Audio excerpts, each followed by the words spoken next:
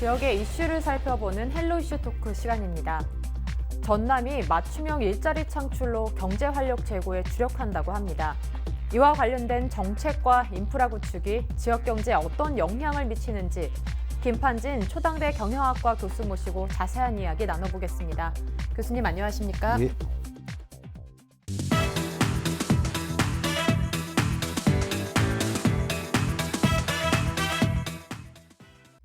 네, 2020년 전남의 전반적인 경제 전망에 대해서 좀 말씀해 주시죠. 예.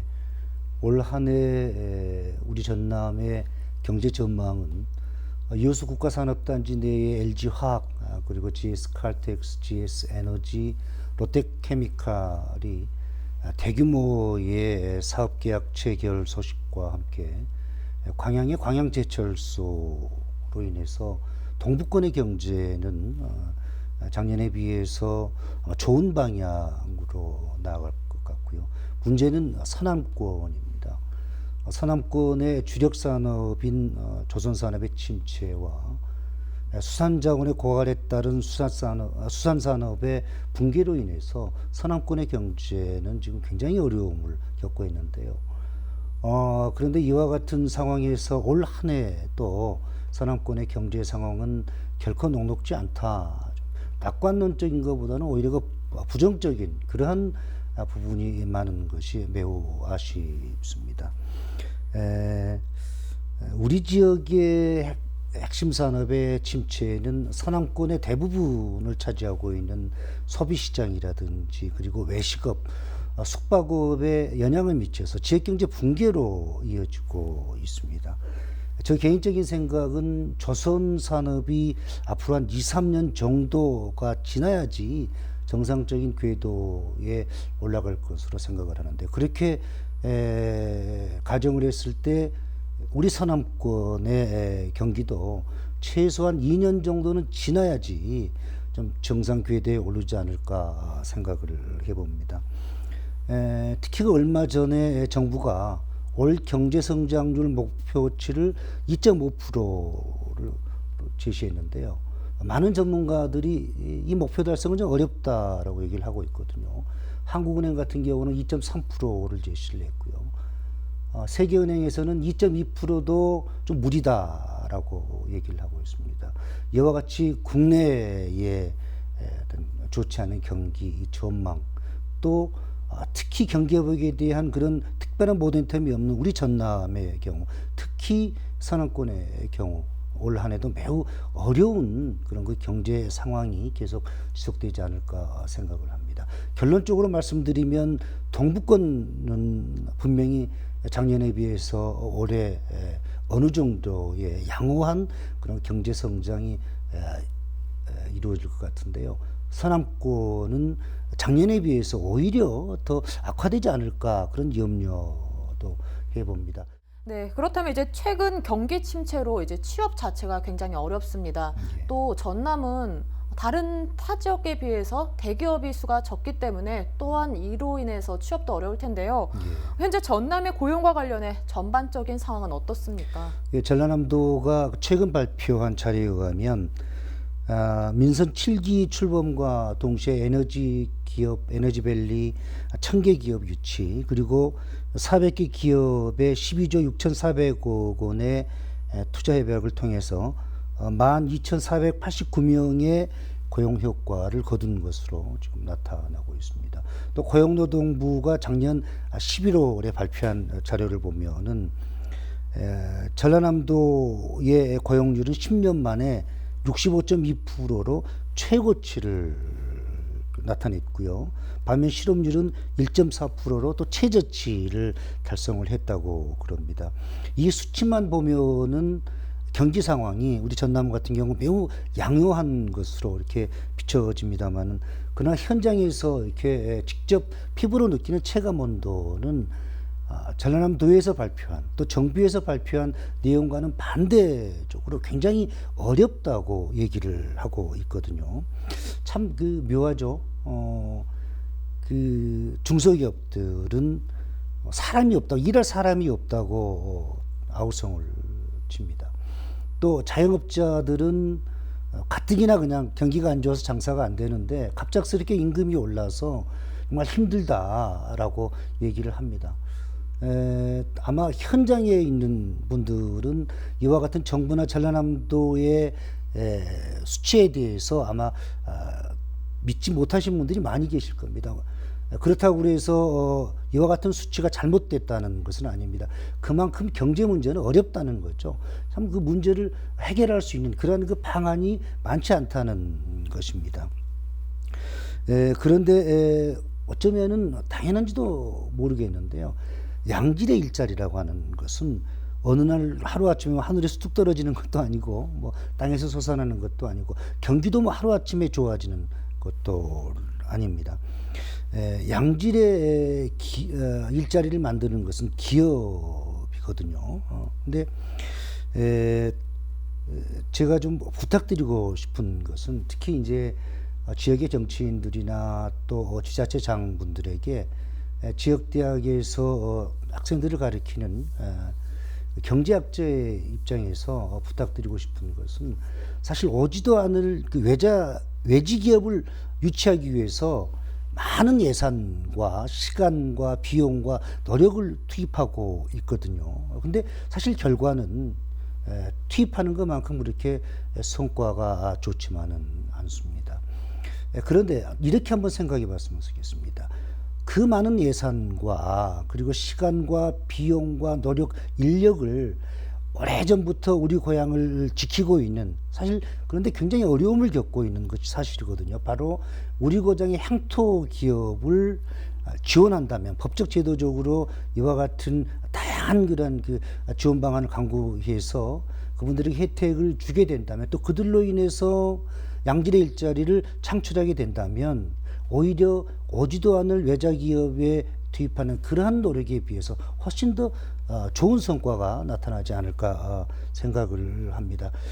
정치인들은 뭐 시장님이나 뭐 군수님이나 도지사님들도 마찬가지인데, 일자리 창출, 뭐 고용 개선하면 무조건 뭐 외지기업 유치, 기업 유치를 얘기를 하는데요. 웬만한 시군에는 기업 유치과가 다 있습니다. 그 정도로 일자리 창출, 고용 개선하면은 그 외지기업 유치를 얘기하는데요. 기업은 생물입니다, 생물. 그래서 돈이 된다면 오지 마라 그래도 오게 되어 있습니다. 근데 우리 전남의 경우, 특히 산악권화 같은 경우는 기업들이 가장 선호하는 대규모의 시장, 대도시도 없습니다. 그리고 경제 사회적인 인프라도 매우 미흡하고요. 또 양질의 일자리를 제공할 수 있는 그런 부분도 매우 사실 어려운 것이 사실입니다. 따라서 전라남도, 특히 서남권이 이와 같은 기업을 유치하는 것은 사실 매우 어렵다고 할 수가 있겠습니다. 따라서 정치인들, 또 지역의 군수님이나 또 시장님에게 부탁드리고 싶은 것은 외지기업 유치도 매우 중요합니다. 그와 병행해서 향토기업의 육성, 또 그들을 통한 양질의 일자리 창출도 이제는 좀 생각해 봐야 되지 않을까, 그런 생각을 해 봅니다. 이야기를 듣다 보니까 좀 궁금한 부분이 생겼습니다. 예. 이제 전남 지역 고용 사정이 개선되고 있지만은 피부로 느끼고 있는 건 그렇지 않다, 이런 얘기를 앞전에 좀 해주셨거든요. 예. 이 부분에 대해서 조금 더 궁금한데요. 그런 이유가 뭡니까? 예. 조금 전에 말씀드렸지만 수치상으로는 전라남도의 또 우리 지역의 고용 상황이 좀 개선되고 있는 걸로 나와 있는데요. 여러 가지 이유가 있겠습니다만은 전라남도 지사님이신 김영록 지사님께서 아마 그 일자리 정책에 올인한 그런 결과가 아닐까 싶고요. 이와 같은 상황이 임기 말까지 계속될 것인지는 지켜봐야 되겠고요. 사실 전라남도는 타 시도에 비해서 양질의 일자리를 제공하는 대기업이었기 때문에 사실 굉장히 어렵습니다. 서남권의 대표적인 산업이라고 할 수 있는 조선산업도 최근에 많이 회복됐다고 하지만 제가 봤을 때는 60% 정도밖에 회복이 좀 되고 있지 않다고 생각을 하거든요. 그런데 한번 생각을 해보십시오. 작년에 목포, 영암, 해남이 이제 고용 위기 지역, 산업 위기 지역 연장이 됐다고 그래서 이제 드디어 이제 서남권의 경기가 좀 활성화되지 않을까 많은 기대와 또 박수를 보냈던 것이 사실입니다. 정부는 67개 사업에 약 한 1,846억 원의 그 예산을 지금 지원을 하고 있는데요. 구체적으로 살펴보면 뭐 실업자 재교육이라든지 또 근로자 생활안정자금, 또 일자리 창출, 뭐 지역 상공인 지원 등 지역 경제 활성화에서 좀 벗어난 그런 부분에서 지금 예산이 지원이 되고 있는 것 같은데, 불과 3, 4년 전까지만 해도 세계적인 어떤 경기 불황, 또 국내의 조선 산업의 침체로 인해서 우리 지역의 핵심 산업이라고 할 수 있는 조선 산업이 완전히 붕괴가 됐습니다. 그래서 많은 기업들이 문을 닫고 정말 피눈물을 머금고 떠났었거든요. 그런데 3, 4년 지난 지금 그 피눈물을 머금고 떠났던 기업들이 되돌아올 수 있는 그런 그 여건이 전혀 형성되지 않은 그러한 상황입니다. 지역 경제, 특히 서남권 경제가 활성화되기 위해서는 새로운 먹거리가 저는 필요하다고 생각을 합니다. 근데 이는 뭐 전국적으로 재정 자립도가 가장 낮은 전라남도나 목포시나 영안군이나 해남군이 할 수가 없거든요. 정부가 나서야 됩니다. 따라서 지역의 정치인들은 정부를 향해서 지역 경제 활성화를 위해서 한 목소리를 내야 된다고 생각합니다. 새로운 먹거리라고 하는 것은 뭐 신재생 에너지 얘기도 많이 합니다만은 우리 신외양의 뭐 대규모 동북아 물류 거점 단지라든지 또 수산업 클러스터 단지 같은 이러한 실제적으로 지역 경제 활성화에 도움이 되는 그런 먹거리가 필요한 시점이라고 생각을 합니다. 네, 또 전남은 이제 농촌 인구 감소와 더불어서 심각한 청년 인력 유출을 겪고 있는데요. 이에 대한 이제 실질적인 대책들이 좀 마련돼야 되지 않나라는 생각이 드는데요. 어떤 개선 방안이 좀 있을까요? 예, 2019년 통계청의 발표에 의하면 우리 전남의 고령화 인구가 22.3%로 전국 17개 광역시도 가운데서 1위를 차지했습니다. 그만큼 우리 전라남도는 고령화 관련해서 심각한 지금 문제에 봉착해 있는데요. 물론 이와 같은 고령화에 따른 중장년층의 재취업, 뭐 우리 전남의 문제가 아닙니다. 전국적인 문제인데요. 이렇게 한번 좀 생각해 봤으면 좋겠습니다. 고령화에 따른 중장년층의 재취업에 대한 것이 어떤 경제적인 지원보다는 이제는 그들이 새로운 일자리를 찾을 수 있는 그런 사회적인 관심사가 선행돼야 되지 않을까 그런 생각을 해보고요. 그 청년 인구 감소, 청년 일자리 관련해서는 전라남도 인구가 2015년에 이제 나주혁신 도시가 완성이 됨으로써 갑작스럽게 이제 공무원분들이 이주함으로써 상승을 했었고, 그 이후로 계속해서 지금 인구가 감소하고 있는데요. 구체적으로 살펴보면 2013년부터 2018년까지 5년 동안 전라남도 인구 감소율은 전체 약 2만 4천 명이 감소됐는데, 청년 인구는 3만 2천 명이 감소해서 전체 인구 감소보다 청년 인구 감소가 더 높은 그런 현상을 나타나고 있습니다. 왜 그러면 청년들이 떠나냐, 우리 지역을 떠나냐 이렇게 살펴보니까 1위는 당연히 일자리, 새로운 일자리, 보다 나은 일자리를 찾기 위해서 지역을 떠나는 것으로 나타났고요.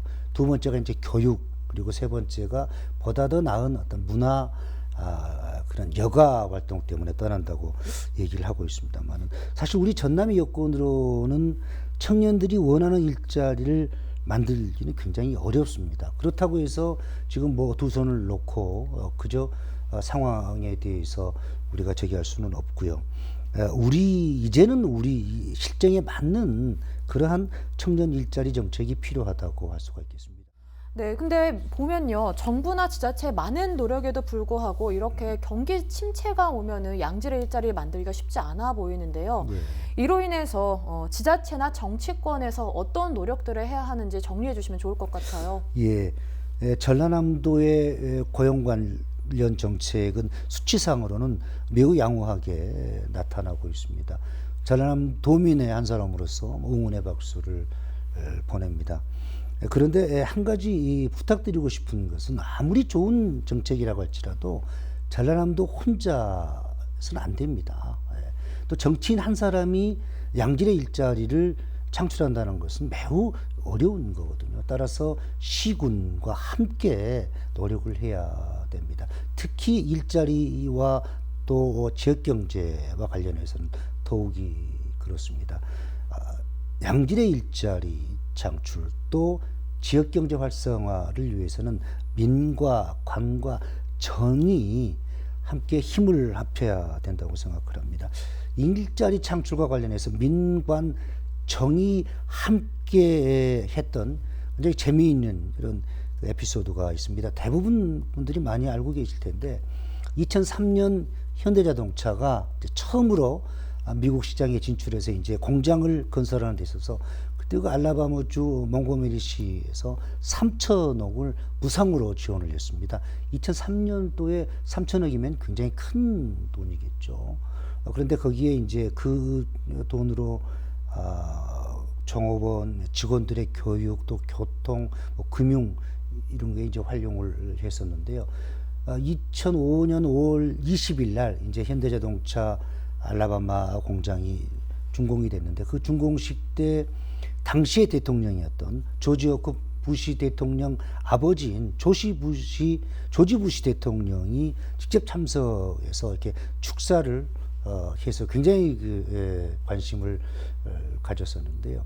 그만큼 미국 같은 경우도 일자리 창출이라고 하는 것은 민이 없고 관이 없고 정이 없습니다. 다 하나가 힘을 합쳐서 노력하고 있습니다. 우리도 마찬가지입니다. 도지사 또 시장, 군수, 지역의 정치인이 노력으로는 안 됩니다. 바로 민과 관과 정이 함께 주민들과의 어떤 공감대를 형성해서 나아갔을 때 우리가 원하는 양질의 일자리 또 지역경제 활성화가 이루어질 거로 생각을 합니다.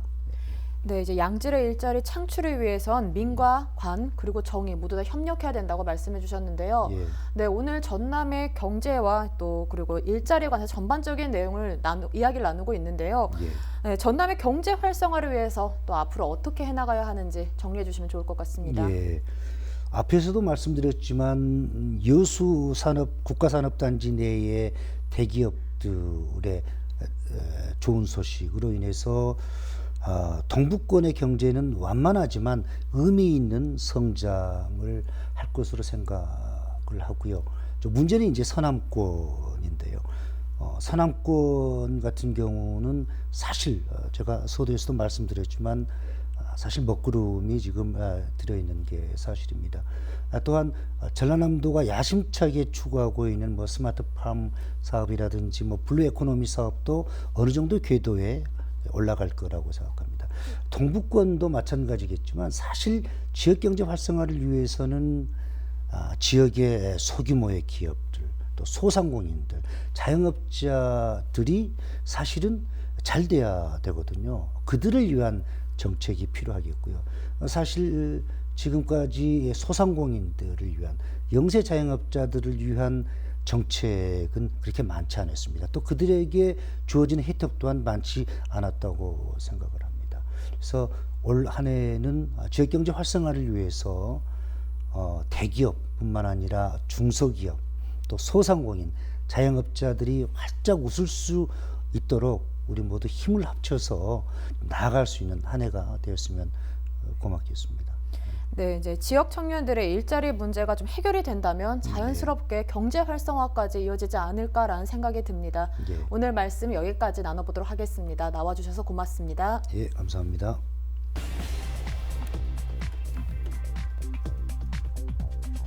오늘 이야기 나눠본 일자리 창출 문제에는 아직 개선해야 할 점들이 많습니다.